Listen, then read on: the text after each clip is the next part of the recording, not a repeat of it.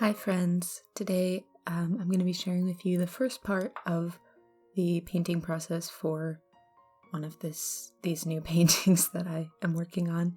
This is a pretty large painting, so it's taken me a while to get through it. And I'm also trying out some new methods of painting with this one, which has been really fun, and that's what I want to talk to you about today, because I feel like the amount of experimentation that I'm doing with this painting has really helped me to grow quite a bit as an artist, even though I've only been working on this one painting, right? And I haven't really applied this to multiple paintings yet, but I feel like I've learned a lot because I usually work with pretty interesting skin tones, I guess. I don't really paint a lot of like realistic skin. I usually will go for like all blue or some purple and blue or green, something like that. But I wanted to challenge myself to paint a more realistic portrait. And so what I was kind of experimenting with here was using my knowledge of where warmer tones and cooler tones are on a face that I've learned from painting those more unrealistic skin tones, right? That are just like a couple colors. And I wanted to apply that to actually painting realistic skin. So what I started with was putting down what I thought were the undertones of the skin and exaggerating those a bit. So you can see like on the shoulder there's this almost teal color and a yellow color, and that's because the skin there felt like it was a lot cooler. And yeah, those were the colors I saw, so I put them down. It does look a little alien at first, and I was really worried because it's like, oh, this is, nice paint, nice paper. It's a really big painting. And if I screw it up, that's like a lot of paint and time and paper lost. But I'm trying to move away from that mindset and just see every painting as a way to grow. So after I put down those original values, I started layering on slightly more realistic tones. So I'm adding some red and some blue on top of the things that I've already painted.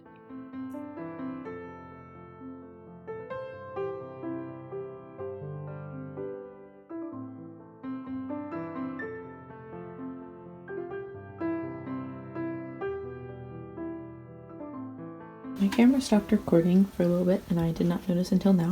So I'm going to update you on what I did. Basically, I added some more warm washes to the highlights to kind of tone down the colors that I had put there originally, like all the greens and blues, which I put there because they were sort of the undertones of the skin in that area. And then again, in here where I have these warmer tones, I want that warm reflected light there, but I want the overall area of the shadow to appear cool.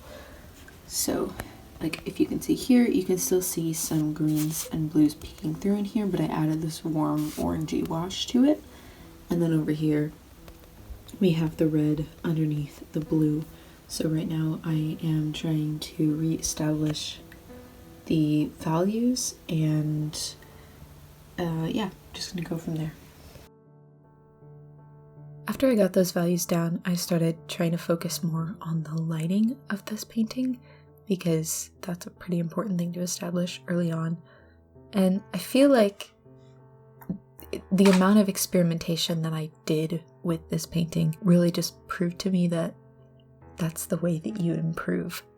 That's how you get better, because if you're just painting the same things that are comfortable all the time, you'll get better at, painting those things that are comfortable, but you're not challenging yourself. And challenging yourself is a really important part. And it's very scary.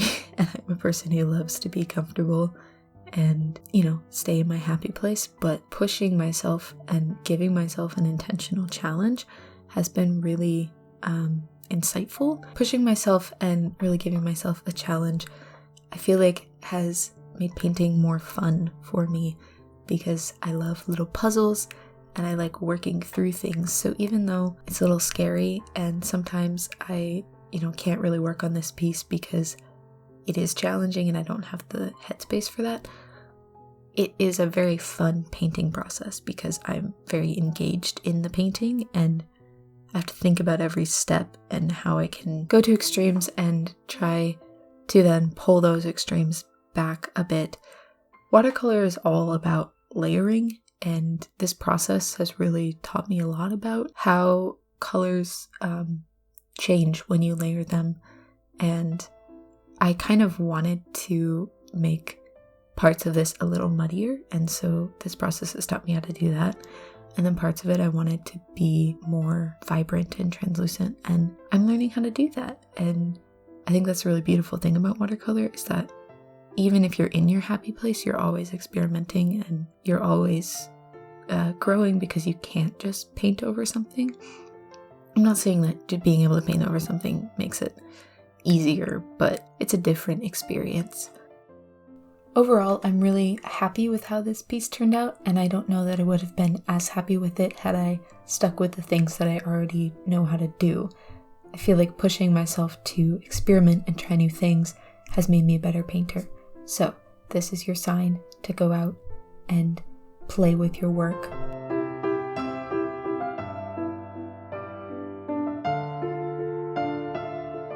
This is going to be the first of probably a couple videos about this piece. This one was just painting the face.